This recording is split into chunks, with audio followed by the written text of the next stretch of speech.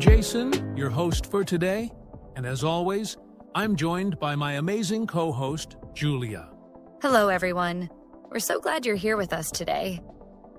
Jason, this is such an important topic we're discussing.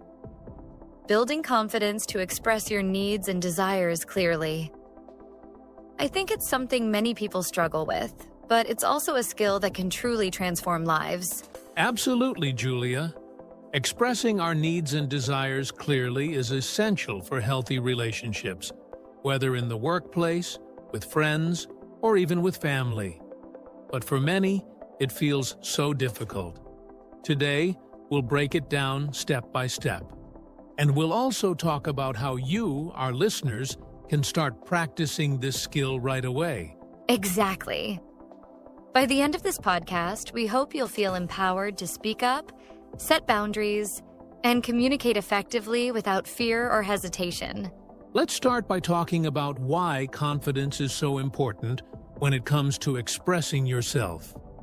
Julia, what do you think holds people back from being confident in stating their needs? That's a great question, Jason.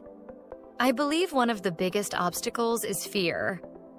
Fear of rejection, fear of being judged, or fear of causing conflict. Many of us were raised to think that speaking up might be seen as rude or selfish.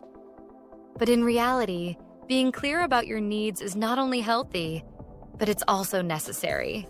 That's so true. And the other side of this coin is self-doubt. People often think, do I even deserve this? Are my needs as important as someone else's? This kind of thinking can be so limiting. But here's the truth. Your needs are valid, and expressing them doesn't make you selfish. It makes you honest. Exactly, Jason. And when you communicate confidently, you not only honor yourself, but you also make it easier for others to understand and support you. It's a win-win. Okay, so we've established why confidence is essential. Now, let's dive into how to actually build that confidence. Julia, do you have any tips? I do, Jason. First and foremost, you need to know what you want. Take some time to reflect on your needs and desires. What is it that you're hoping to achieve? Whether it's asking for help, setting a boundary, or voicing an opinion, clarity is key. Yes. Self-awareness is step one. Once you know what you want to say, practice how you're going to say it. This can be as simple as writing it down or rehearsing it in front of a mirror. Practice helps you feel prepared and reduces the anxiety of the moment. Absolutely. Another tip is to use I statements.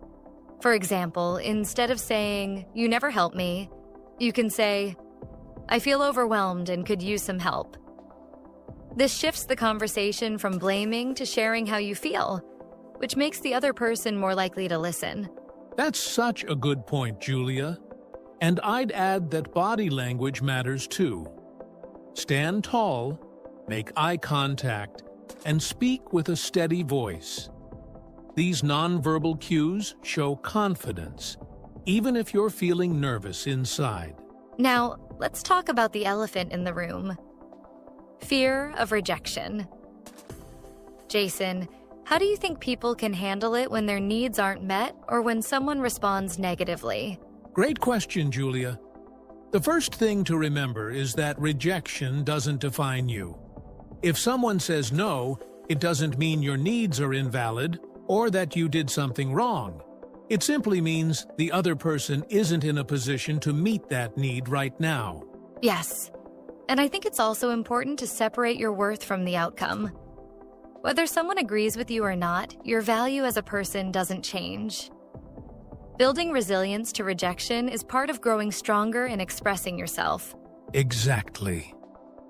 And don't forget to reflect on the experience. Ask yourself, what went well? What can I improve next time? Every conversation is a chance to learn and grow. Jason, let's talk about small wins.